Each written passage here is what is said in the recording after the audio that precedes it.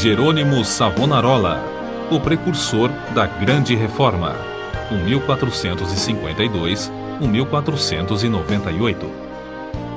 O povo de toda a Itália afluía em número sempre crescente a Florença. A famosa Catedral do Duomo não mais comportava as enormes multidões. O pregador Jerônimo Savonarola, abrasado com o fogo do Espírito Santo e sentindo a iminência do julgamento de Deus, trovejava contra o vício, o crime e a corrupção desenfreada na própria igreja. Como resultado, o povo abandonou a leitura das publicações torpes e mundanas para ler os sermões do ardente pregador. Deixou os cânticos das ruas para cantar os hinos de Deus. Em Florença, as crianças fizeram procissões, coletando as máscaras carnavalescas, os livros obscenos e todos os objetos supérfluos que serviam à vaidade. Com isso, formaram em praça pública uma pirâmide de 20 metros de altura e atearam-lhe fogo. Enquanto o monte ardia, o povo cantava hinos e os sinos da cidade dobravam em sinal de vitória. Se o ambiente político fosse o mesmo que depois veio a ser na Alemanha, o intrépido e devoto Jerônimo Savonarola teria sido o instrumento usado para iniciar a Grande Reforma em vez de Martinho Lutero. Apesar de tudo, Savonarola tornou-se um dos ousados e fiéis arautos que conduziram o povo à fonte pura e às verdades apostólicas registradas nas Sagradas Escrituras. Jerônimo era o terceiro dos 7 filhos da família. Nasceu de pais cultos e mundanos, mas de grande influência. Seu avô paterno era um famoso médico na corte do Duque de Ferrara, e os pais de Jerônimo planejavam que o filho ocupasse o lugar do avô. No colégio, era aluno esmerado, mas os estudos da filosofia de Platão e de Aristóteles deixaram-lhe a alma sequiosa. Foram, sem dúvida, os escritos de Tomás de Aquino que mais o influenciaram, a não ser as próprias escrituras, a entregar inteiramente o coração e a vida a Deus. Quando ainda menino, tinha o costume de orar, e ao crescer, o seu ardor em orar e jejuar aumentou. Passava horas seguidas em oração. A decadência da igreja, cheia de toda qualidade de vício e pecado, e ainda o luxo e a ostentação dos ricos, em contraste com a profunda pobreza dos pobres, magoavam-lhe o coração. Passava muito tempo sozinho nos campos e à beira do rio Pó, em contemplação perante Deus, ora cantando, ora chorando, conforme os sentimentos que lhe ardiam no peito. Quando ainda jovem, Deus começou a falar-lhe em visões.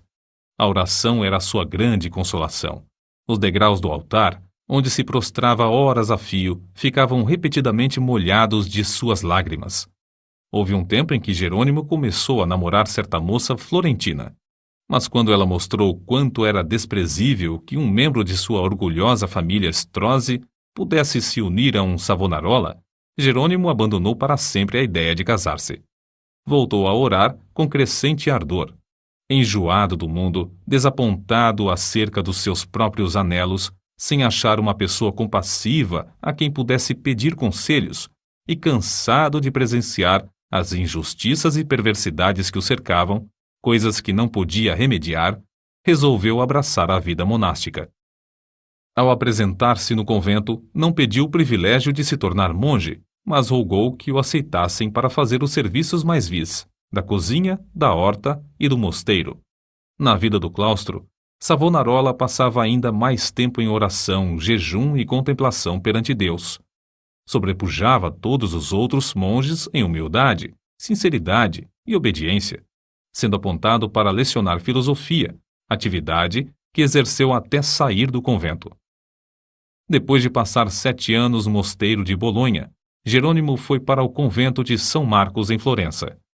Grande foi o seu desapontamento ao ver que o povo florentino era tão depravado como os dos demais lugares.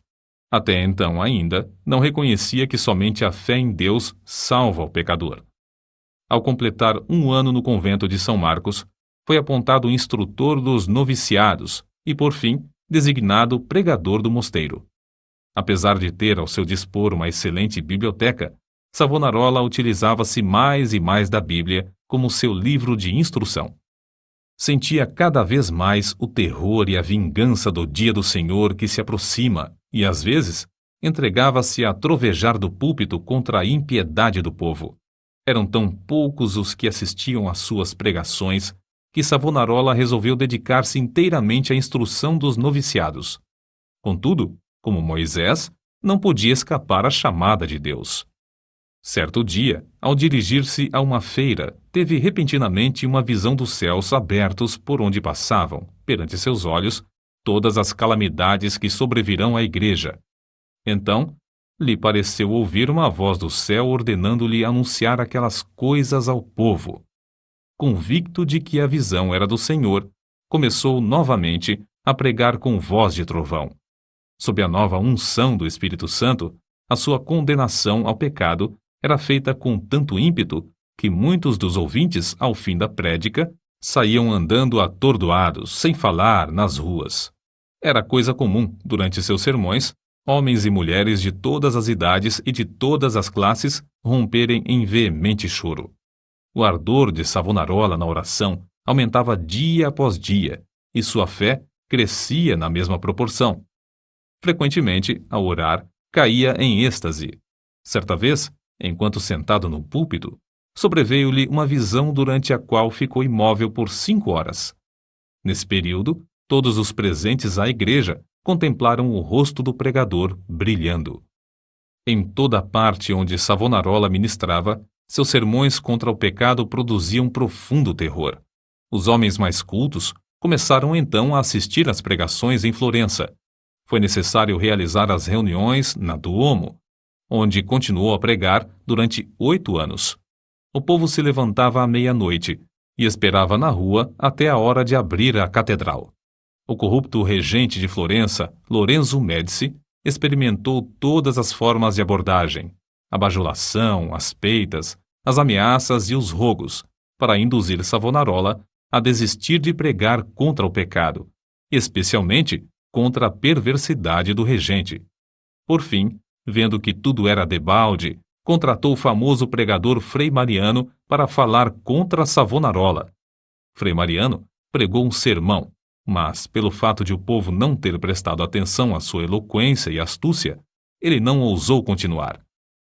A essa altura, Savonarola profetizou que Lorenzo, o Papa e o rei de Nápoles morreriam dentro de 1 ano, e assim sucedeu. Depois da morte de Lorenzo, Carlos VIII da França invadiu a Itália, e a influência de Savonarola aumentou ainda mais. O povo abandonou a literatura torpe e mundana para ler os sermões do famoso pregador. Os ricos socorriam os pobres em vez de oprimi-los.